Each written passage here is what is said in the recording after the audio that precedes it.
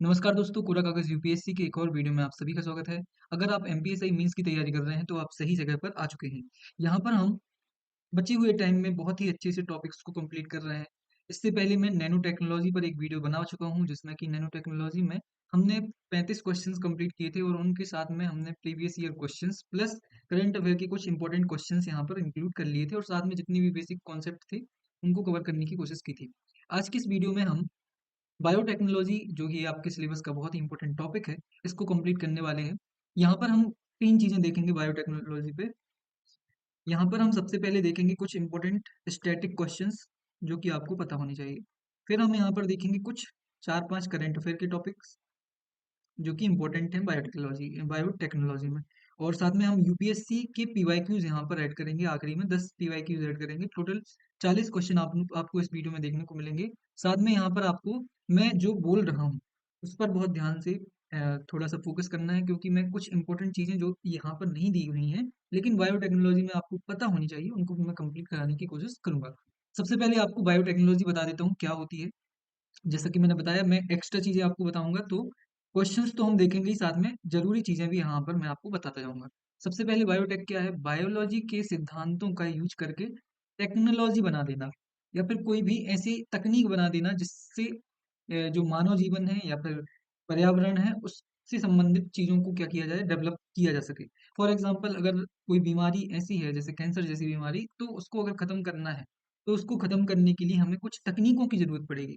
उन तकनीकों को डेवलप करने का काम कौन करता है? बायोटेक्नोलॉजी काम करती है। यहाँ पर बायोटेक्नोलॉजी के अलग अलग प्रकार होते हैं उनके क्षेत्र के आधार पर। तो यहाँ पर मैं आपको एक इमेज यहाँ पर स्टिक कर दूंगा, जिसको आपको स्क्रीनशॉट ले लेना है।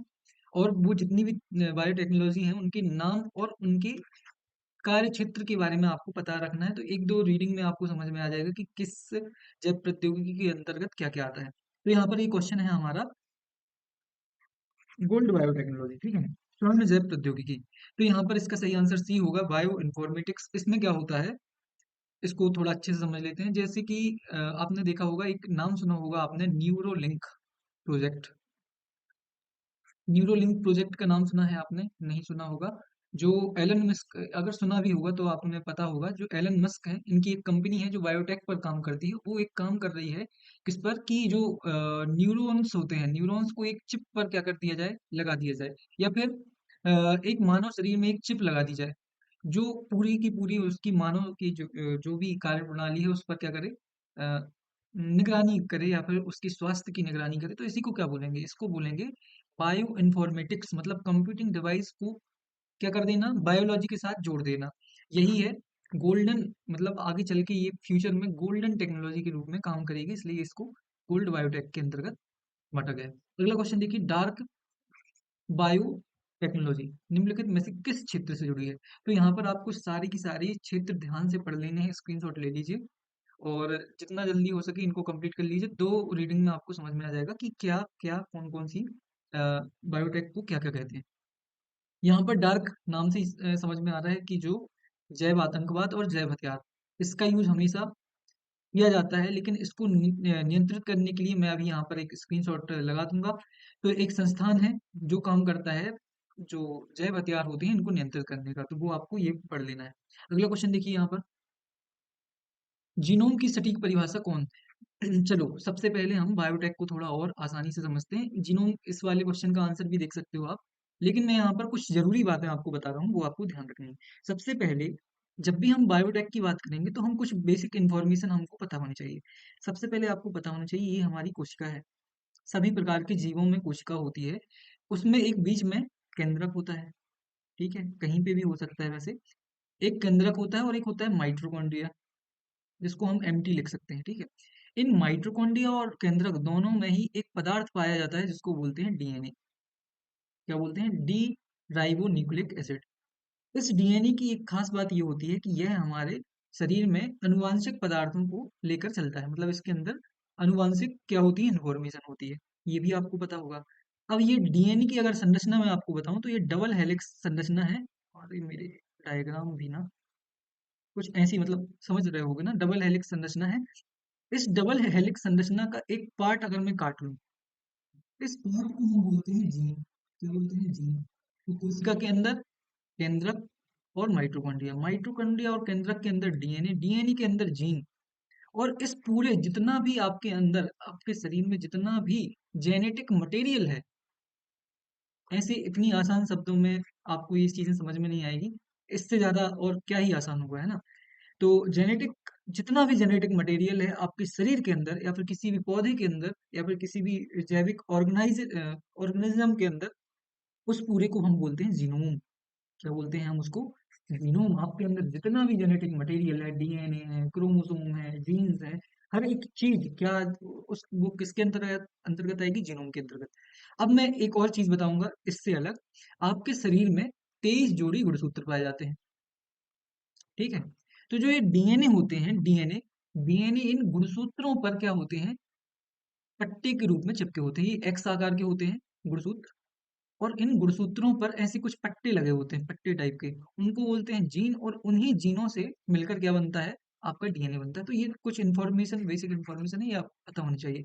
तो ये साइकिल आपको पता होना चाहिए। जीनोम के अंतर्गत क्या आता है? जीनोम के अंतर्गत किसी कोशिका या जीव में मौजूद जीनों या आनुवंशिक सामग्री का पूरा सेट, मतलब पूरा जो कुछ भी आपके अंदर है वो पूरा जीनोम है। अगला क्वेश्चन। तो ये समझ में आया होगा आपको बहुत अच्छे से। ध्यान रखना है थोड़ा सा। जैव प्रौद्योगिकी के ट्रांसजेनिक जानवर बनाने का प्राथमिक उद्देश्य क्या है? अब ट्रांसजेनिक, आपने मूवीज में देखा होगा हमेशा कि साइंटिस्ट वाइट कपड़े पहने हैं और चूहे वगैरह पर, या फिर जो पिग्स वगैरह है उन पर क्या करते हैं? एक्सपेरिमेंट करने का काम करते रहते हैं। हमेशा आपने मार्वल की मूवीज में या फिर हॉलीवुड की मूवीज में ये देखा होगा। वहां पर जो आप वो जानवर देख रहे हो उन्हीं को बोलते हैं हम ट्रांसजेनिक एनिमल। उनको बनाया ही गया है किसके लिए? एक्सपेरिमेंट के लिए। किस प्रकार के एक्सपेरिमेंट के लिए? जितनी भी बायोटेक्नोलॉजी में जितनी भी एक्सपेरिमेंट होते हैं, उनके शरीर को ऐसे डेवलप किया जाता है कि उन पर, उनके अंदर कोई बाहर विदेशी, फॉरेन फॉरेन सामग्री क्या किया जाए? इंड्यूस की जा सके, इंड्यूस की जा सके। तो उनको बनाया ही जाता है इसके लिए। तो इसका सही आंसर होगा मानव रोगों का अध्ययन करना। अध्ययन करने के लिए आप क्या कर सकते हो? उनमें बैक्टीरिया डाल सकते हो, जैसे कि अभी वायरस डाल सकते हो आप उसके, उनके अंदर कोई अगर आपने दवाई बनाई है तो उनका यूज कर सकते हो। तो यही है ट्रांसजेनिक एनिमल्स। अगला क्वेश्चन देखिए। आईपीएस, जिसका फुल फॉर्म है इंड्यूस्ड प्लूरिपोटेंट स्टेम सेल। चलिए स्टेम सेल अभी मैं बताऊंगा आपको, पहले इसका आंसर देख लीजिए। इसका सही आंसर होगा बी। जो प्लूरिपोटेंट स्टेम, चलो बता ही देता हूँ मैं आपको स्टेम सेल कितनी प्रकार की होती हैं। सबसे पहले स्टेम सेल क्या होती है, बहुत ही ध्यान से सुनना है। स्टेम सेल, हमारे शरीर में कुछ ऐसी कोशिकाएं होती हैं, कुछ ऐसी कोशिकाएं, आप सभी को पता होगा कि हमारी कोशिकाएं क्या करती हैं? पूरे हम, हमारा शरीर पूरी कोशिकाओं से मिलकर बना है। तो ये कोशिकाएं जो होती हैं, कुछ बेसिक प्रकार की ऐसी कोशिकाएं होती हैं जो अन्य प्रकार की कोशिकाओं को डेवलप करने का काम करती हैं। इसका मतलब है अगर आपका शरीर पूरा कोशिकाओं से मिलकर बना है, तो कोशिकाओं के लिए बनाने का काम कौन कर रहा है? स्टेम सेल कर रहा है। तो ये बहुत ही इंपॉर्टेंट है। इसके कुछ प्रकार हैं, जिसमें पहला है टोटीपोटेंट। चलो इसको हम आगे देखेंगे। पहले यहाँ पर आईपीएस बोला है इन्होंने, इंड्यूस्ड प्लूरिपोटेंट स्टेम सेल। तो इसका सही आंसर भी आपको दिख रहा है। इसमें रोगी की स्वयं की ऊतक, विशिष्ट कोशिकाओं और त्वचाओं का उपयोग करके लैब में बनाई गई स्टेम सेल है। मतलब इसमें क्या कर रहे हो आप? इसमें रोगी के स्वयं की ऊतक का यूज करके विशिष्ट प्रकार की कोशिकाएं बनाई जा रही हैं। मतलब मैंने क्या बताया अभी? ये ऐसी बेसिक प्रकार की कोशिकाएं होती हैं जिनका यूज करके नई कोशिकाओं को डेवलप किया जा सकता है। मतलब आपके शरीर में अगर आपके हाथ की कोई कोशिकाएं बनी है, तो वो पहले किससे बनी होंगी? इस स्टेम सेल से बनी होगी। तो बहुत ही इंपॉर्टेंट ये डेवलपमेंट है, और इसका यूज करके काफी सारी थेरेपीज डेवलप की गई हैं। चलो अब यहाँ पर हम बताते हैं टोटीपोटेंट, प्लूरीपोटेंट और मल्टीपोटेंट क्या होता है। ये तीन प्रकार की मुख्य मुख्य प्रकार की तीन हमारी स्टेम सेल्स हैं, जिसमें पहली है हमारी टोटीपोटेंट, ठीक है, टोटीपोटेंट। दूसरी है हमारी यहाँ पर प्लूरीपोटेंट। चलो मल्टी कर लेते हैं, यहाँ पर प्लूरी कर लेते हैं, प्लूरीपोटेंट। और तीसरी है मल्टीपोटेंट। हाँ, तो यहाँ पर हम कहा थे, एक मिनट। हाँ, टोटीपोटेंट, टोटी नाम से ही समझ में आ रहा है टोटल। तो ये ऐसी कोशिकाएं होती हैं जो मानव शरीर की जितनी भी स्टेम सेल, जितनी भी कोशिकाएं होती हैं मानव शरीर में या फिर किसी भी के शरीर में, उस सभी प्रकार की कोशिकाओं को ये डेवलप कर सकती हैं। मतलब टोटल, टोटी, टोटीपोटेंट। फिर आता है प्लूरीपोटेंट। प्लूरल शब्द सुना होगा आपने, प्लूरल एंड सिंगुलर वर्ब, सुनी होगी आपने। तो ये क्या करती हैं, सभी प्रकार की, लगभग सभी प्रकार की कोशिकाएं डेवलप कर सकती हैं, सिर्फ एक प्रकार की भ्रूण सेल को छोड़कर। क्या? भ्रूण सेल को छोड़कर ये बाकी सारी प्रकार की जो सेल्स हैं उनको डेवलप कर सकती हैं। मतलब प्लूरीपोटेंट क्या है? केवल नए जीव को जन्म नहीं दे सकती है, मतलब नए जीव को आप इनका यूज करके लैब में नहीं बनाया जा सकता है प्लूरीपोटेंट, लेकिन टोटीपोटेंट का यूज करके डॉली भेड़ बनाई जा सकती है। एग्जाम्पल दे दिया मैंने आपको, ठीक है। तो वो कैसे बनाई जा सकती है? डॉली भेड़ जो है वो बनाई जा सकती है कहाँ पर? लैब में। किसका यूज करके? टोटीपोटेंट का, लेकिन प्लूरीपोटेंट का यूज करके नहीं बने। मल्टीपोटेंट क्या है भाई? मल्टीपोटेंट है, ये केवल ऐसी कोशिकाएं होती हैं जो विशेष प्रकार की कोशिकाओं को ही डेवलप कर सकती हैं। फॉर एग्जाम्पल, अगर आपको हृदय कोशिकाओं को बनाना है तो मल्टीपोटेंट का यूज कर सकते। एग्जाम्पल दे रहा हूँ, मतलब विशेष प्रकार की, सभी प्रकार की कोशिकाएं नहीं बना सकती। तो इसमें क्वेश्चन क्या पूछा है इन्होंने? कौन सी स्टेम कोशिकाएं अतिरिक्त भ्रूण कोशिकाओं को छोड़कर, प्लेसेंटा को छोड़कर, तो अभी हमने देखा प्लूरीपोटेंट ही ऐसा है जो कि केवल भ्रूण कोशिका को छोड़कर बाकी सारी की सारी कोशिकाएं डेवलप कर सकती हैं।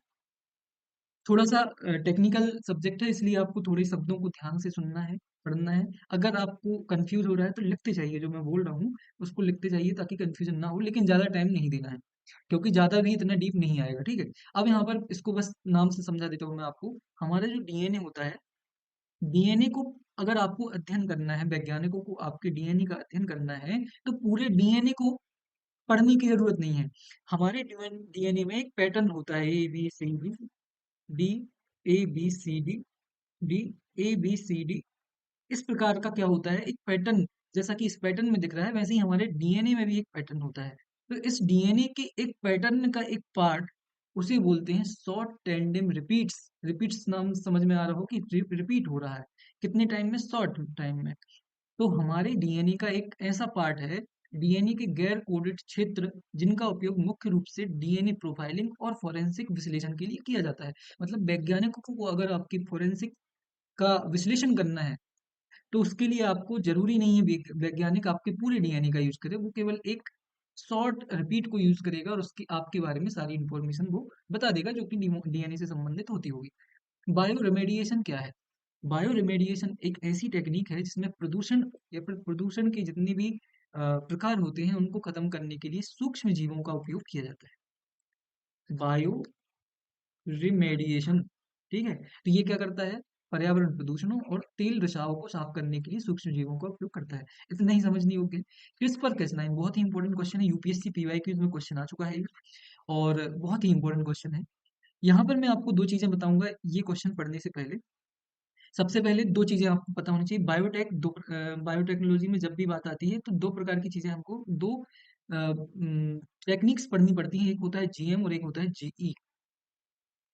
इसको बोलते हैं जेनेटिक मॉडिफिकेशन, जेनेटिक, स्पेलिंग देख लेना आप, है ना, मॉडिफिकेशन। दूसरा होता है जेनेटिक इंजीनियरिंग, जेनेटिक इंजीनियरिंग, या फिर इसको बोलेंगे अपन अभियांत्रिकी, और इसको बोलेंगे मॉडिफिकेशन को क्या बोलते हैं? संशोधन, है ना, जेनेटिक संशोधन। तो यहाँ पर जीएम और जीई क्या है? इसमें आप डीएनए को, जीएम में क्या कर रहे हो? डीएनए में काटकर कोई एक नया फॉरेन जीन जोड़ रहे हो। मतलब जो जीएम है वो एक ऐसी तकनीक है जिसमें किसी बाहरी विदेशी जीन को लाकर आपके डीएनए में या फिर किसी भी ऑर्गेनिज्म के डीएनए में जोड़ दिया जाता है, उसको बोलते हैं मॉडिफिकेशन। मतलब आपने क्या किया? एक डीएनए दिया था, उसमें आपने संशोधन कर दिया, लेकिन संशोधन कैसे किया? बाहर से किसी को लाकर जोड़ दिया।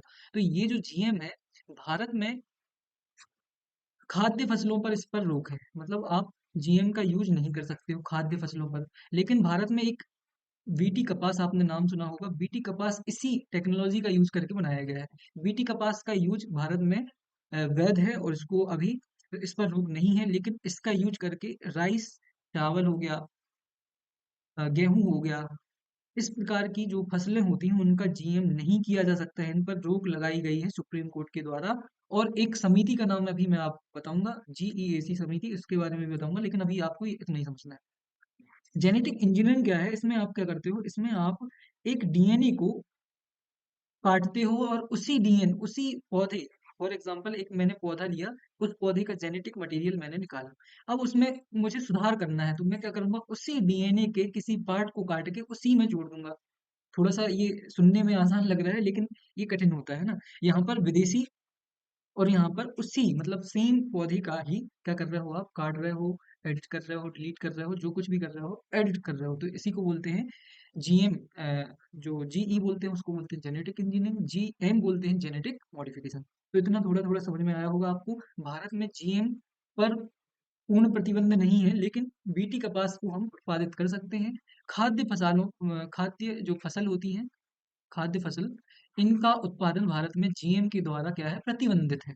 इसका कारण है कि ऐसा मानना है कि अगर इन पर रोक, क्योंकि इसमें क्या कर रहे हैं, मॉडिफिकेशन में कुछ विशेष प्रकार के जीन्स को ऐड किया जा रहा है, जिससे वो सूखे के प्रति और हर्बिसाइड जितनी भी होती हैं उनके प्रति क्या होते हो जाते हैं, टॉलरेंट हो जाते हैं। इससे क्या हो सकता है, इससे जो खाद्य श्रृंखला है वो कैसे हो सकती है, विकृत हो सकती है। तो ये हो गया। अब क्रिस्पर कैस 9 क्या है भाई, क्रिस्पर कैस 9 है, इसका यूज किया जाता है जीएम में। कहाँ पर, जीएम में किया जाता है। क्रिस्पर कैस 9 क्या है, एक प्रकार की आणविक कैंची है। क्या है, आणविक कैंची, सीजर, जो कि क्या काम करती है, ये देखिए, एक इंजीनियर न्यूक्लियस प्रोटीन जो डीएनए को काटने के लिए आणविक कैंची के रूप में कार्य करता है।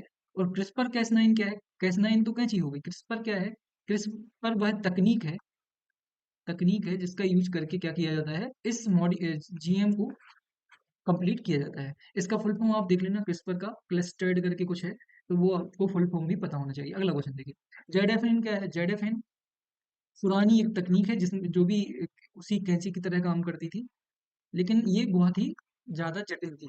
तो इसको डेवलप करने के बाद कैस 9 बनाया गया। लेकिन जेडएफएन, इसका फुल फॉर्म आपको याद रखना है, जिंक फिंगर न्यूक्लियस। कैसे कार्य करते हैं भाई, ये काम करते हैं इस पर बी पर, वे विशिष्ट डीएनए बेसों से जुड़ने। ये बहुत इंपॉर्टेंट नहीं, बस आपको याद रखना है, जेडएफएन एक पुरानी कैंची है जिसका यूज किया जाता था डीएनए को काटने और संपादित करने के लिए, बस इतना याद रखना है। अगला क्वेश्चन देखिए, नॉकआउट, जीन साइलेंसिंग और जीन नॉकआउट के बीच वैचारिक अंतर क्या है। जीन साइलेंसिंग, आप क्या कर रहे हो, किसी जीन, फॉर एग्जाम्पल एक व्यक्ति है जिसके अंदर कैंसर, क्या हो गया, उसे कैंसर हो गया। अब वैज्ञानिकों को पता चला कि इसके अंदर जो कैंसर है वो किसी एक विशेष प्रकार के जीन के कारण हो रहा है। ठीक है, तो अब वैज्ञानिकों के पास दो ऑप्शन है, या तो वो उस जीन को पूरी तरह से खत्म कर दे, या फिर उसके पूरे प्रभाव को दबा दे, या फिर कम कर दे।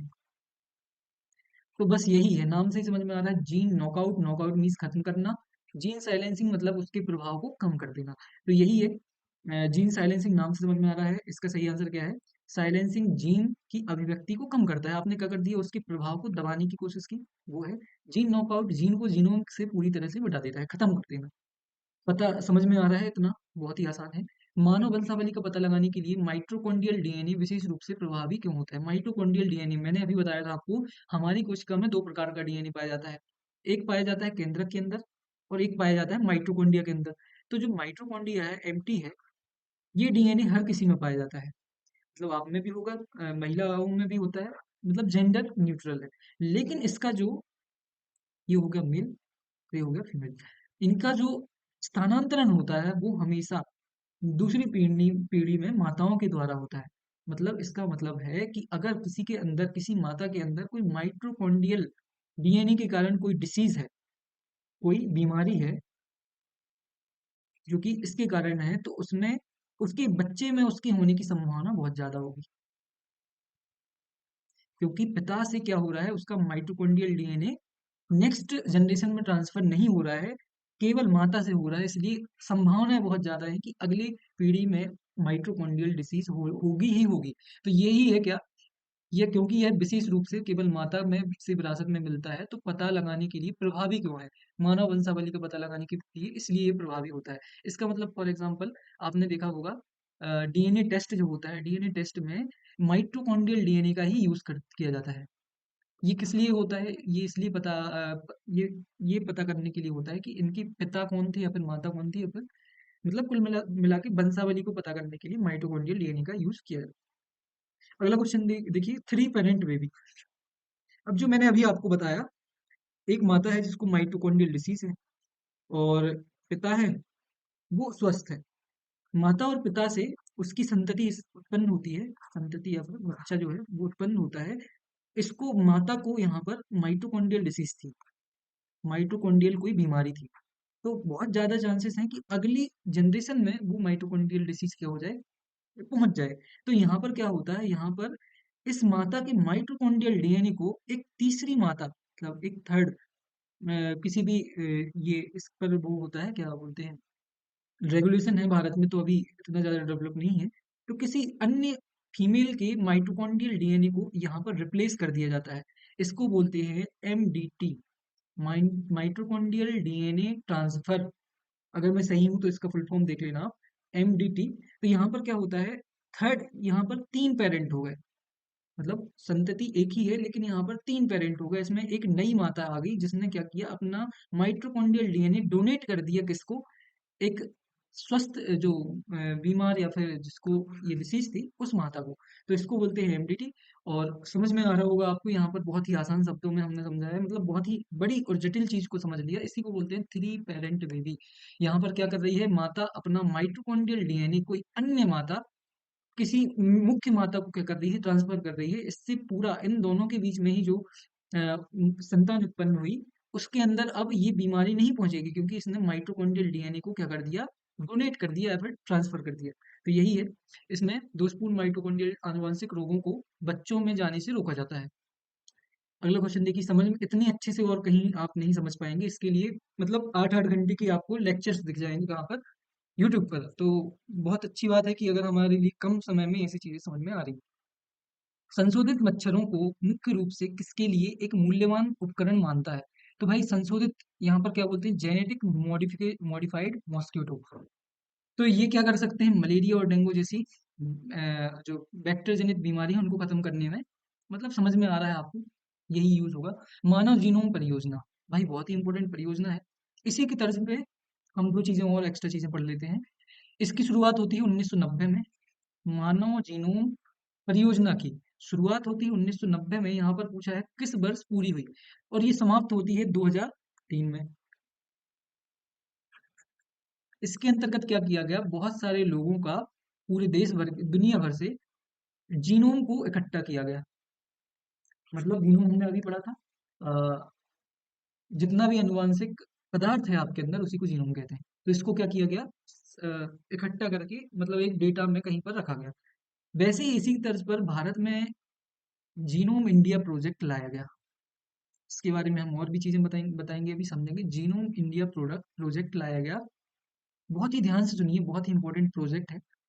जीनोम इंडिया प्रोजेक्ट के अंतर्गत 10,000 लोगों का जीनोम भारत में कंप्लीट कर लिया गया है, मतलब इसको क्या इकट्ठा कर लिया गया है। 2025 में शायद, अगर मैं सही हूँ तो 2025 में इसको पूरा कर लिया गया था, जीनोम इंडिया प्रोजेक्ट को पूरा कर लिया गया था। 2020 में शुरू हुआ था। इसके अंतर्गत बहुत सारे इंस्टीट्यूट जो भारत में काम करते हैं बायोटेक्नोलॉजी पर, वो इसके क्या थे, सहयोगी थे। तो ये बहुत ही इंपॉर्टेंट चीज है। चलते हैं अगले क्वेश्चन पे।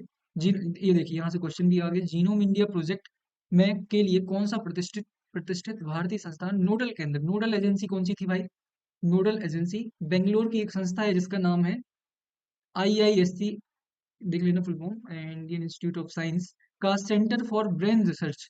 तो ये इसका सही आंसर है। ये कहाँ पर, बेंगलोर में स्थित है, बेंगलोर में स्थित है, ये नोडल एजेंसी थी। तो ये आपको पता रहना चाहिए। जीनोम इंडिया प्रोजेक्ट कब शुरू हुआ था, 2020 में। कब खत्म हुआ, 2025 में। वहीं पर अगर मैं ह्यूमन जीनोम प्रोजेक्ट की बात करूं तो वो कब शुरू हुआ था, 1990 में। कब खत्म हुआ, 2003 में। ऐसी चीजों को, डेटा को एक ही बार में पढ़ लीजिए ताकि फिर से आपको ऐसी चीजें कंप्लीट ना करनी पड़े। भारतीय कैंसर जीनोम एटलस का मूल लक्ष्य क्या है? आप क्या कर रहे हो, एक एटलस बना रहे हो, एक मैप बना रहे हो जिसमें कि जितने भी भारत के कैंसर रोगी हैं उनका पूरा डेटा आप क्या कर रहे हो, संकलित कर रहे हो, कहीं पर जमा करते जा रहे हो। इसी को बोलेंगे, नाम से ही समझ में आ रहा है, भारतीय आबादी में प्रचलित सभी प्रकार के कैंसर के आणविक प्रोफाइल का एक स्वदेशी ओपन सोर्स डेटाबेस बनाना। अगला क्वेश्चन, नाम से भी चीजें कई बार समझ में आ जाती है। बीटी कपास पिंक बोलवर्म का विरोध करने के लिए विशिष्ट जीव से विदेशी जीन का उपयोग करता है। मैंने बताया था जीएम, जेनेटिक मॉडिफिकेशन, संशोधन कर रहे हो आप। संशोधन कैसे कर रहे हो, संशोधन करने के लिए आप कैस9 जैसी टेक्निक का यूज कर रहे हो। यहाँ पर आप बस एक चीज कर रहे हो कि एक जीव या फिर एक ऑर्गेनिज्म से दूसरे ऑर्गेनिज्म में क्या कर रहे हो, जीन को ट्रांसफर कर रहे हो, सिर्फ यही अंतर है। और जब हम जीई की बात करेंगे तो जीई में आप उसी उसी जीव के किसी और जीन को यहाँ पर ट्रांसफर कर रहे हो, मतलब जीव एक ही है, यहाँ पर जीव दो है, ये अंतर है। बीटी में, बीटी का फुल फॉर्म क्या है, तो नाम से फुल फॉर्म ही आपका हो जाएगा यहाँ पर ये बैसिलस थुरिंजेसिस, थ्यूरिंजेसिस, यही नाम आता है। एक और मैं आपको एग्जांपल देता हूँ, बीटी ब्रेंजल, ब्रिंजल सही हूँ मैं तो, जिसको बोलते हैं बीटी बैगन, इस पर भारत में रोक है। मैंने बताया था खाद्य पदार्थों पर जितने भी जेनेटिक मॉडिफिकेशन किए गए हैं उन पर भारत में रोक लगाई गई है। किसके द्वारा लगाई गई है, जीईएसी के द्वारा लगाई गई है। ये जीईएसी क्या है, जीईएसी है genetic engineered engineering genetic engineering appraisal committee, appraisal देख लेना फुल फॉर्म है ना, कमेटी। ये क्या है, ये एक संस्था है जो कि जितनी भी प्रकार की जेनेटिक मॉडिफिकेशन है और जेनेटिक इंजीनियरिंग है उनको क्या करती है, नियंत्रित करने की कोशिश करती है, ताकि किसी भी प्रकार की जो पर्यावरणीय हादसे हैं वो ना हो पाए भारत में। तो ये समझना आपको जरूरी था। अब यहाँ पर बीटी हो गया, बीटी ब्रंजल पर भारत में रोक है। डीएमएच क्या है भाई, डीएमएच 11 इसका फुल फॉर्म है धारा धारा मस्टर्ड, मस्टर्ड हाइब्रिड। डीएमएच एक प्रकार की भारत में पाई जाने वाली सरसों की एक अनुवांशिक संशोधित की गई क्या है, जेनेटिक मॉडिफिकेशन की गई एक क्या है, कहाँ गई हमारी याद, क्या है, एक फसल है, शब्द नहीं आ रहे हैं, फसल। यह एक ऐसी फसल है जिसमें पर परागण की अनुमति देता है, तो स्वाभाविक रूप से मतलब इसका आंसर सी है। इसमें क्या किया जाता है, इसमें परागण किया जा रहा है, संकरण किया जा रहा है, परागण संकरण किया जा रहा है। ये जेनेटिक मॉडिफिकेशन से थोड़ा सा अलग है। इसमें क्या किया जा रहा है, इसमें कोई भी प्रकार की डीएनए में छेड़छाड़ नहीं की जा रही है, इसमें केवल संकर किया जा रहा है, दो प्रकार के जीन्स को संकरित किया जा रहा है। तो ये थोड़ा सा अलग है उससे, इसलिए ये जो है डीएमएस सरसों जो है भारत में इस पर रोक नहीं लगाई गई है। ये संकर पर काम कर रही है, ये किसी भी प्रकार की जेनेटिक इंजीनियरिंग नहीं हो रही है यहाँ पर। शायद यहाँ पर जेनेटिक मॉडिफिकेशन नहीं होना चाहिए था मेरे हिसाब से। देख लेना DMS 11 मस्टर्ड जो है, तो यहाँ पर क्या हो रहा है, संकर हो रहा है, इसलिए ये इसका सही आंसर होगा सी। अगला क्वेश्चन, भारत में व्यावसायिक खेती के लिए अनुमत एकमात्र अनुवांशिक रूप से संशोधित फसल कौन सी है, तो बीटी कपास, अभी हमने पढ़ा था बीटी कपास, कहाँ गया, सॉरी, बीटी कपास जिसको बोलते हैं बीटी कॉटन। बीटी का फुल फॉर्म आपको पता होना चाहिए। बीटी ये क्या है भाई, HT BT, इसको बोलते हैं herbicide, herbicide tolerant, tolerant, spelling देख लेना आप। मतलब वह बीटी कपास जिसमें हर्बिसाइड से भी, जो जितनी भी ये खरपतवार नाशी होते हैं, खरपतवार नाशी के प्रति भी ये क्या होंगे, टॉलरेट होंगे। तो ये भी भारत में इसकी भी अनुमति नहीं है, ये भी आपको याद रखना है। भारत के जीएम खाद्य पदार्थों की निर्माण, भंडारण, वितरण और आयात को विनियमित करने का कौन सा प्राधिकरण जिम्मेदार है, तो जब भी हम विनियमन की बात करेंगे तो वहां पर आएगा FSSAI, जो निर्माण, भंडारण, वितरण और आयात सबको नियंत्रित करेगा। लेकिन जब उसके पर्यावरणीय प्रभावों की बात आएगी, पर्यावरणीय प्रभावों की बात आएगी, तो किसकी बात आएगी, GEAC की। तो ये अंतर है, थोड़ा सा कंफ्यूजिंग फैक्ट है, इसलिए यहाँ पर आपको पता होना चाहिए। चलिए GAC के बारे में थोड़ा डिटेल में समझ लेते हैं। यहाँ पर मूल्यांकन समिति, ये फुल फॉर्म भी दिया है, जेनेटिक इंजीनियरिंग अप्राइजल कमेटी। तो इसके बारे में दो जरूरी चीजें आपको याद रहनी चाहिए। ये किसकी मंत्रालय मंत्रालय के अंतर्गत आता है, पर्यावरण, वन एवं जलवायु परिवर्तन मंत्रालय। बहुत सारे लोग जी देख के इसको किसी भी मंत्रालय से जोड़ सकते हैं, साइंस एंड विज्ञान एवं प्रौद्योगिकी मंत्रालय से जोड़ सकते हैं, या फिर स्वास्थ्य एवं परिवार कल्याण मंत्रालय से जोड़ा जा सकता है। लेकिन इसका सही आंसर क्या है, और इसकी स्थापना कब हुई थी, इसकी स्थापना कब हुई, इससे ज्यादा ये जरूरी है कि इसकी स्थापना हुई थी पर्यावरण संरक्षण अधिनियम के अंतर्गत, पर्यावरण संरक्षण अधिनियम के अंतर्गत 1986 के अंतर्गत इसकी स्थापना हुई थी, आपको पता होना चाहिए। GEAC के बारे में और भी क्या चीजें हैं जरूरी जो आपको पता होनी चाहिए, मैंने बता दिया था अभी आपको। इसका जो मुख्य काम है वो क्या है, जेनेटिक इंजीनियरिंग और जेनेटिक मॉडिफिकेशन, दोनों प्रकार के जो भी नई फसलें होती हैं उनको पर्यावरणीय प्रभाव को क्या करती है, नियंत्रित करने की कोशिश करती है। डीबीटी की स्थापना कब हुई थी? डीबीटी डिपार्टमेंट ऑफ बायोटेक्नोलॉजी, इसकी स्थापना हुई थी 1986 में। 1986 में जब आपका पर्यावरण संरक्षण अधिनियम आया था, उसी साल राजीव गांधी सरकार के द्वारा इसको क्या किया गया था, लाया गया था। अगला क्वेश्चन है, राष्ट्र, अब ये करंट अफेयर का क्वेश्चन है, राष्ट्रीय जैव प्रौद्योगिकी विकास रणनीति ने अ, किस वर्ष तक भारत को 100 बिलियन अमेरिकी डॉलर की जैव अर्थव्यवस्था बनाने का लक्ष्य रखा है? तो ये जैव प्रौद्योगिकी विकास रणनीति बनाई गई थी भारत सरकार के द्वारा। इसमें लक्ष्य रखा गया था 2025 तक भारत को 100 बिलियन अमेरिकी डॉलर तक पहुंचा पाना। पता नहीं ये हुआ है या नहीं, 2026 में तो आ गए हैं हम।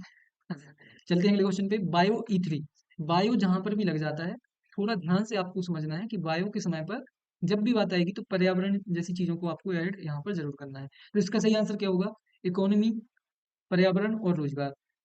किसके लिए भाई, किसके लिए? बायोटेक्नोलॉजी के लिए इनका जब यूज करोगे बायोटेक में, तो वहां पर अर्थव्यवस्था का भी विस्तार हो, पर्यावरण भी सही रहे और रोजगार भी वृद्धि हो। तो इसमें क्या होगा, ये आपको पढ़ लेना है। अगला क्वेश्चन देखिए, हाँ हाँ, बहुत ही इंपॉर्टेंट क्वेश्चन है, बहुत ही ज्यादा इंपॉर्टेंट क्वेश्चन है। आपको पता नहीं ये एमपीएसआई में क्वेश्चन आएगा या नहीं, क्योंकि इतना ज्यादा उनके बारे, लेकिन यूपीएससी में यहाँ से क्वेश्चन बनने की संभावना है।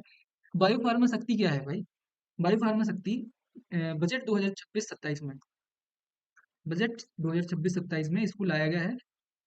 ये क्या है, इसमें बायोसिमिलर, बायोसिमिलर एंड बायोलॉजिक्स पर काम करने के लिए भारत सरकार ने 10,000 करोड़ का प्रयोग किया है। अब ये बायोफार्मा शक्ति क्या है?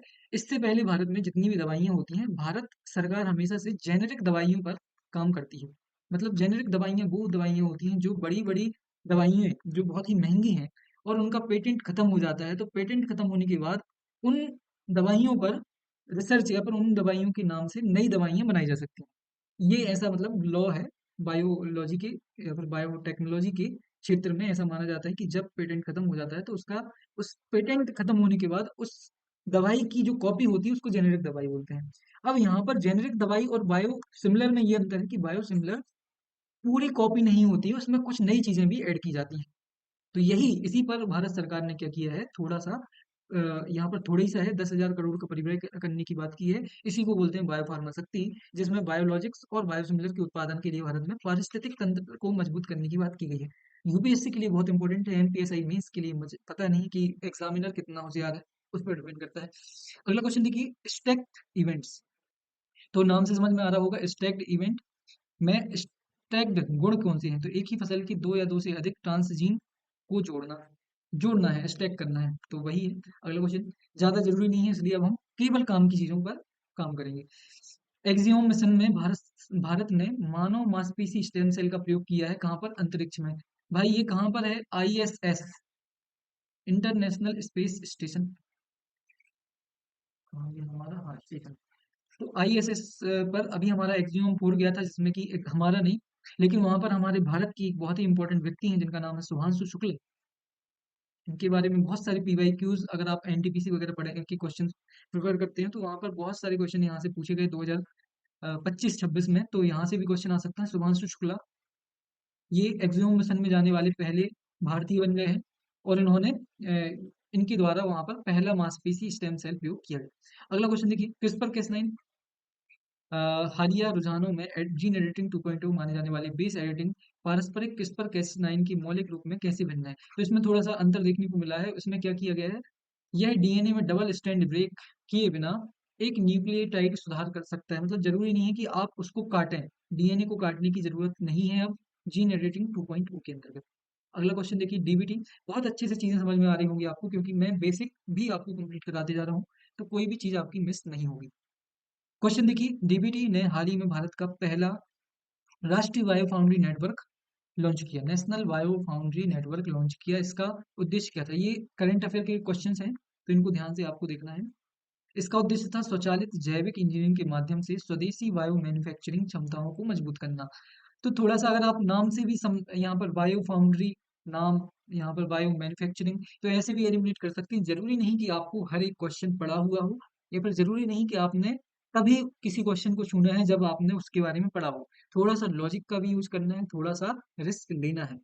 ठीक है, अगला क्वेश्चन देखिए, 31वां क्वेश्चन है, ये यूपीएससी के क्वेश्चन पीवाईक्यू यहाँ से स्टार्ट होते हैं।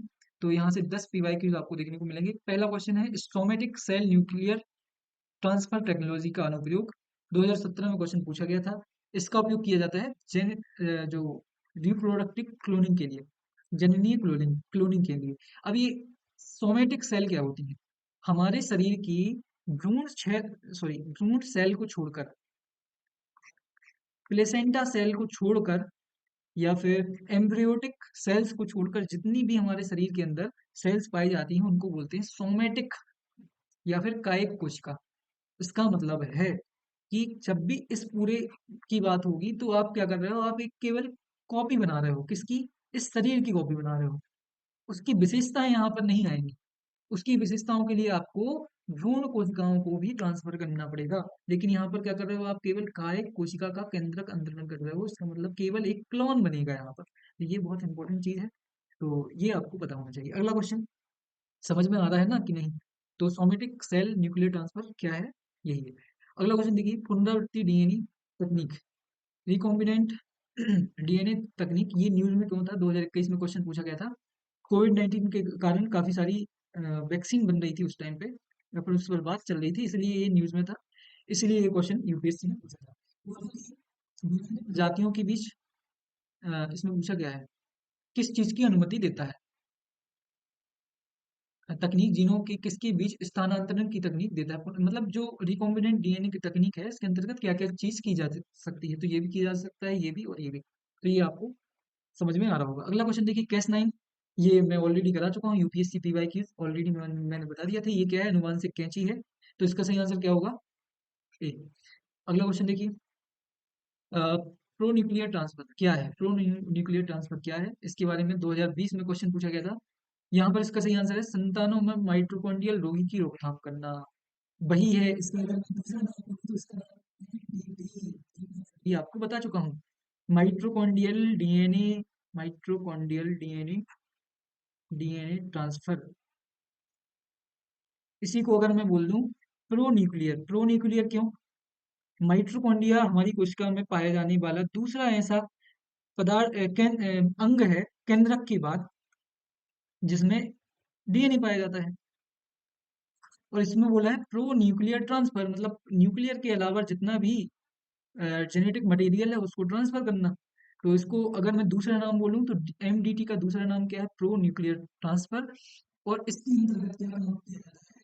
संतानों में माइटोकॉन्ड्रियल डीएनए के रोगों की रोकथाम। तो इससे आसान भाषा में और क्या समझ सकते हैं आप? यही है सबसे आसान। वॉलगार्ड 1 और वॉलगार्ड 2 क्या है? इसका यूज जीएम फसलों का विकास करने के लिए किया गया था, वॉलगार्ड 1 और वॉलगार्ड 2। ज्यादा इंपॉर्टेंट अभी तो नहीं है, काफी पुराना करंट अफेयर है, लगभग बहुत ही ज्यादा पुराना, और कई बार यहाँ से क्वेश्चन पूछे जा चुके हैं, तो वो भी पता होना चाहिए आपको। पुनः ये रिकॉम्बिनेंट वेक्टर वैक्सीन, ये भी उसी टाइम पे न्यूज में थी, यूपीएससी में 2021 में पूछा गया था। इस टाइम पे बायोटेक से बहुत ज्यादा क्वेश्चन पूछे गए थे, क्योंकि मतलब काफी ज्यादा चर्चा में था ये न्यूज। ये जो पूरा बायोटेक्नोलॉजी है उसके बाद से बायोटेक से बहुत सारे क्वेश्चन आने लगे, इसलिए इंपॉर्टेंट हो जाता है कोविड के बाद से, है ना? तो इसका सही आंसर होगा सी। इन टीकों के विकास के लिए जेनेटिक इंजीनियरिंग का प्रयोग किया जाता है, बिल्कुल किया जाता है।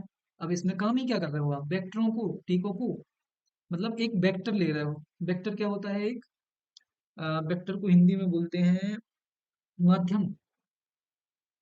एक माध्यम ले रहे हो, उसके अंदर क्या कर रहे हो? अ, उसको रिकॉम्बिनेंट कर रहे हो, उसको पुनः संयोज करके एक नई वैक्सीन बना रहे हो। तो बैक्टीरिया और वायरस का उपयोग वेक्टर या फिर वाहक के रूप में, माध्यम के रूप में किया जा सकता है। ये भी सही है और ये भी सही है, मतलब सी सही आंसर होगा। अगला क्वेश्चन देखिए, इन विट्रो फर्टिलाइजेशन से यहाँ पर क्वेश्चन पूछा गया है। इन विट्रो फर्टिलाइजेशन के बारे में पहला स्टेटमेंट आपको देखना है, माता पिता से बच्चों में माइटोकॉन्ड्रियल रोगों को जाने से इन विट्रो फर्टिकल से पहले या बाद में माइटोकॉन्ड्रियल रिप्लेसमेंट थ्योरी द्वारा रोका जा सकता है।